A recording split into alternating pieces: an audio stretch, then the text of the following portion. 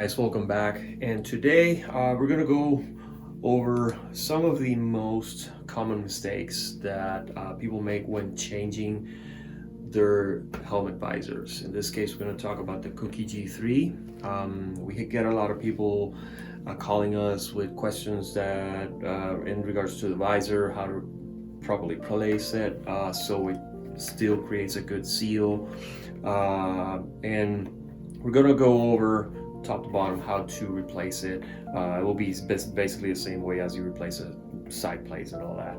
So let's stick around, flip the camera, and take a look. All right, guys. So in this case, I just took the visor off, and just make sure that our locking mechanisms are in the closed position or visor down. In any case, the G4 or the G3, you replace the visors with the visors locked down in the closed position. All right. So let's get our new replacement visor and just situate it with the holes, okay, in both sides, and just put something like a tablecloth or something, just set the helmet on it so it doesn't move around. And as you see, the visor is in the lock or down position, okay? And that's very important, so you get a good seal around the edge. Then take your locking plates. If you're replacing the Cookie G3 locking plates, it's the same. Just make sure you align your holes there, and you can put a little bit of thread lock on your screws to keep them from moving with vibrations. Remember that in free fall or in the tunnel, you get a lot of vibration because of the wind. So a little bit of thread lock helps, since you're not over tightening the helmet screws. And what I do is I'll just screw them down until they are not super tight, but until they just lock there, okay? And then I'll move to the other side and do the same, making sure always. And I usually kind of pull down a little bit on the visor towards the lip, so I'm guaranteeing that the visor is fully shut.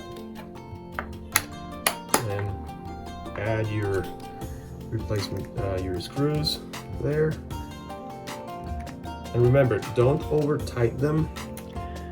If you're putting thread lock on them, just after there you screw them down and they're snug, just quarter turn, and that's it. With the thread lock will do its job once it dries out, and keep your screws there in place. Okay, now that I have all my 6 screws, 3 on each side, secured, I'm going to tighten them. I just go probably quarter turn in each, and that's it. And the same, just making sure I'm pulling down on the visor.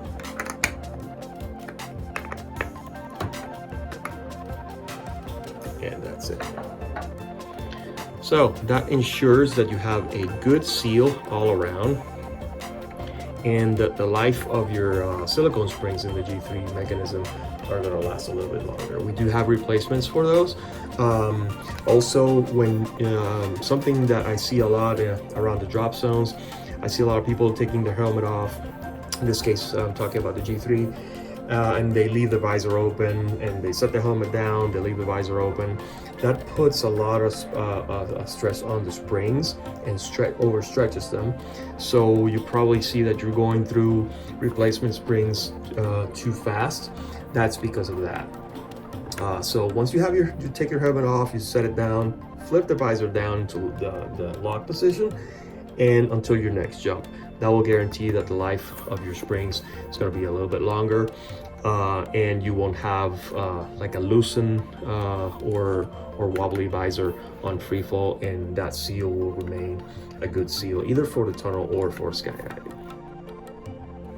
If you like this video, please hit the like button, subscribe, and hit the bell to get our latest notifications.